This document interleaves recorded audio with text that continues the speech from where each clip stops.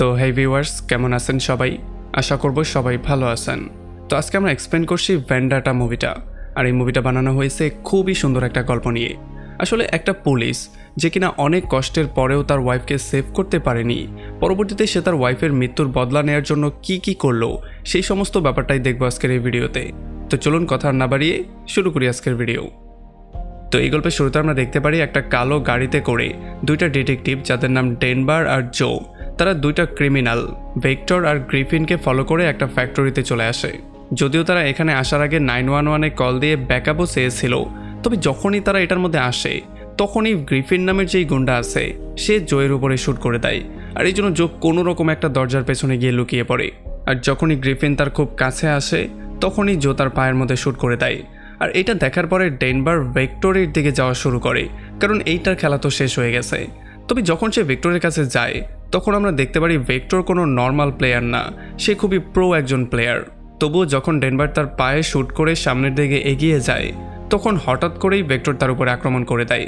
আর তাদের মধ্যে একটা ভয়ঙ্কর মারামারি শুরু হয়ে যায়। তবে যেহেতু ভেক্টর হচ্ছে খুবই ভয়ঙ্কর, এই জন্য ডেনভার তার সাথে কোনোভাবেই পারছিল না। ভেক্টর যখন তাকে শেষ করেই দিত তখনই এখানে পুলিশ এসে তাকে কোনো রকমে সেভ করে ফেলে। আর ফাইনালি তারা ভেক্টরকে অ্যারেস্ট করে সেখান থেকে নিয়ে আসে। তো এখানে যখন তারা ক্রিমিনালদের চিকিৎসা করছিল তখনই ডেনভারের ওয়াইফ তাকে কল দেয়। আর ডেনভার ফোনটা রিসিভ করে বলে যে হ্যাঁ, আমি খুব দ্রুতই বাসায় আসছি। আর এই ব্যাপারটা ভেক্টরও শুনতে পারে, এই জন্য সে তাকে বলে যে আমাকেও কখনো তোমার ওয়াইফের সাথে মিট করিয়ে দাও। তবে ডেনভার এই ব্যাপারটাকে পুরোপুরি ইগনোর করে দিয়ে সোজা বাসায় চলে আসে।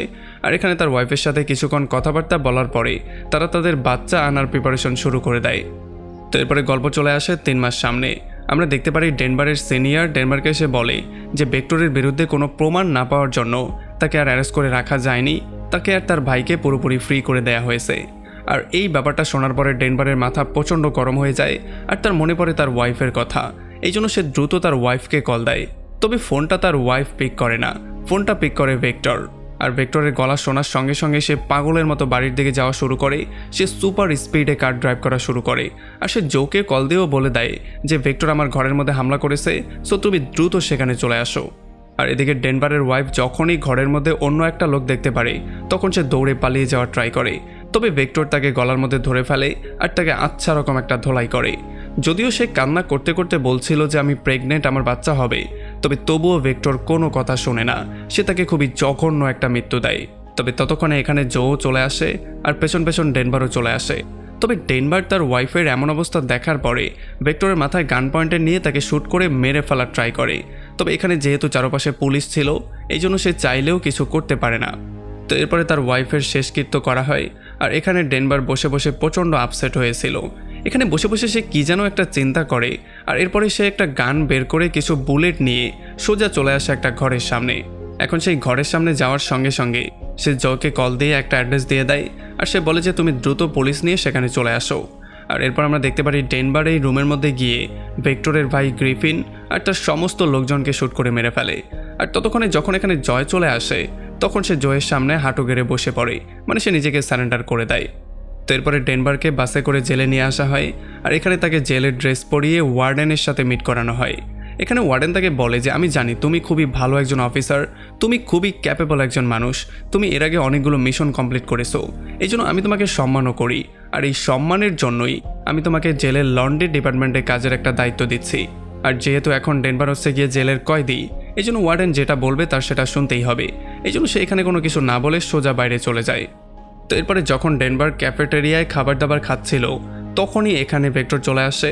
আর সে তার সামনে এসে তাকে থ্রেট করে তার নিজেরই খাবার দাবার খাওয়া শুরু করে।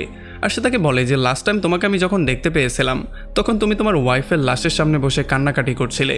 আর তখন ডেনভারও বলে যে লাস্ট টাইম আমি যেই লাশটা দেখতে পেয়েছিলাম সেটা ছিল তোমার ভাইয়ের লাশ।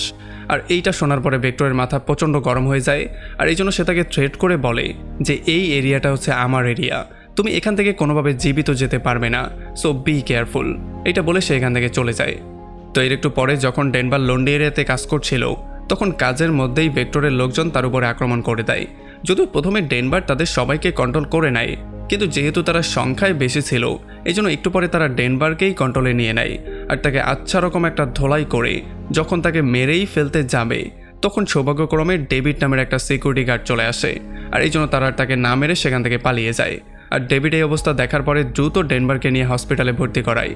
তো এরপরে হসপিটাল থেকে বের হয়ে ডেনভার গিয়ে ডেভিডের সাথে মিট করে। আর তার সাথে কথাবার্তার মধ্যে আমরা জানতে পারি যে ডেভিড একটা সময় পুলিশ অফিসার ছিল, কিন্তু এখন সে সিকিউরিটি গার্ডের জব করছে। আর ডেভিড তাকে বলে যে তুমি যার সাথে পাঙ্গা নিয়েছো, মানে ভেক্টরের নেটওয়ার্ক জেলের মধ্যে জেলের বাইরে 2 জায়গায় অনেক বিস্তৃত, তুমি তার সাথে কোনোভাবেই পারবে না। তাছাড়া তার 2টা সঙ্গী ড্র্যাক্সেল আর বুকার, তারা দুজনেই জেলের মধ্যে ড্রাগের ব্যবসা করে আর বাইরের সমস্ত ব্যাপারগুলোকে কন্ট্রোল করে। ডেভিড তাকে এইটাও বলে যে হয়তোবা ভেক্টরের মাথার উপরে বড় কোনো লোকের হাত আছে, আর নয়তোবা কোনো হাত ছাড়া জেলের মধ্যে এত ভয়ঙ্কর কাজকর্ম করা কোনোভাবেই সম্ভব না।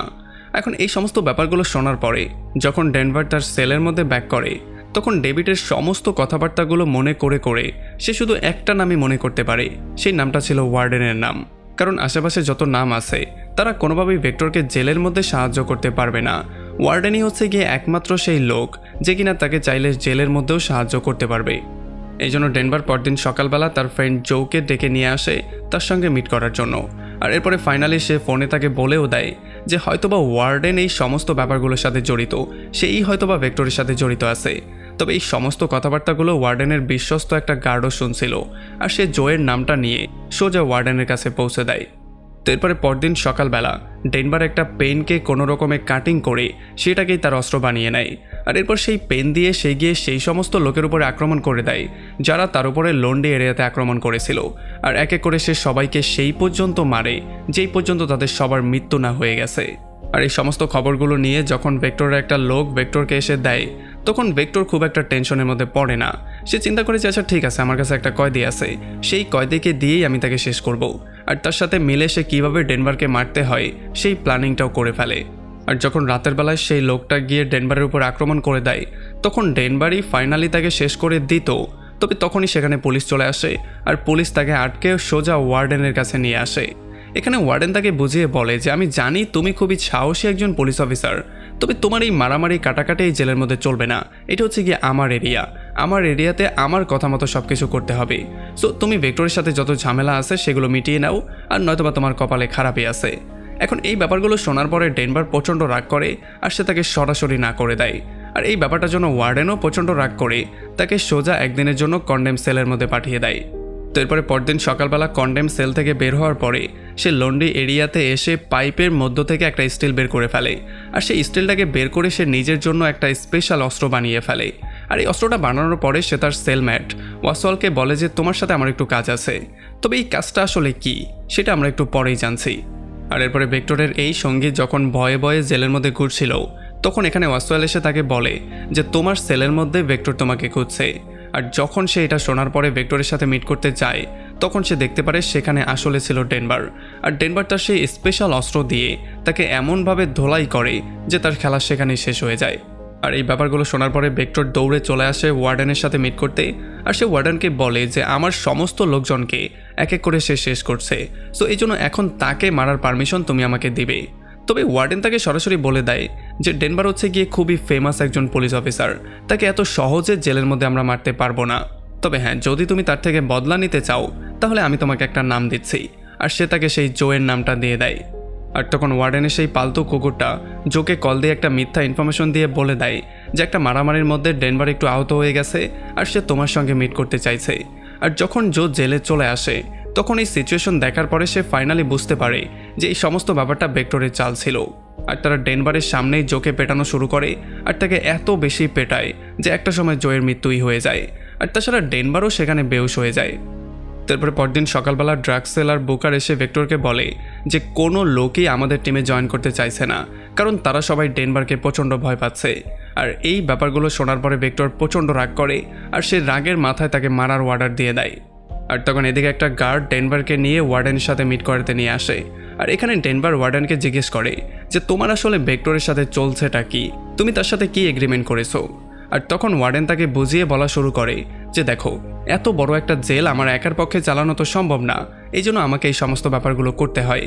হ্যাঁ, যদি তুমি আমার সাথে হাত মিলিয়ে নাও তাহলে তুমি আর আমি মিলে খুব সহজেই জেলটাকে কন্ট্রোল করতে পারবো, আর তুমি ভেক্টরকেও খুব সহজেই মারতে পারবে। এখন ভেক্টরকে মারার কথা শোনার পরে ডেনভার তার সঙ্গে এগ্রিমেন্ট করতে রাজি হয়ে যায়, কিন্তু সঙ্গে সে সেই কয়েদিটাকেও চায় যে জোকে খুন করেছিল। এখন যেহেতু ওয়ার্ডেনের ওয়ার্ডার হয়ে গেছে, এই জন্য বুকারকে তার সেল থেকে বের করে অন্য একটা স্পেশাল জায়গায় নিয়ে আসা হয়। আর তখন পেছন দিয়ে ডেনভার এসে তাকে একটা ইঞ্জেকশন দিয়ে দেয়, এই জন্য সে পুরোপুরি সেখানে প্যারালাইজড হয়ে যায়। এখন সে অন্য কাউকে মারবে তো দূরের কথা, সে চাইলে নিজেকেও শেষ করতে পারবে না। আর এরপরে ডেনভার একটা ব্লেড বের করে তার হাতের মধ্যে তার আর্টিস্টগিরি দেখানো শুরু করে।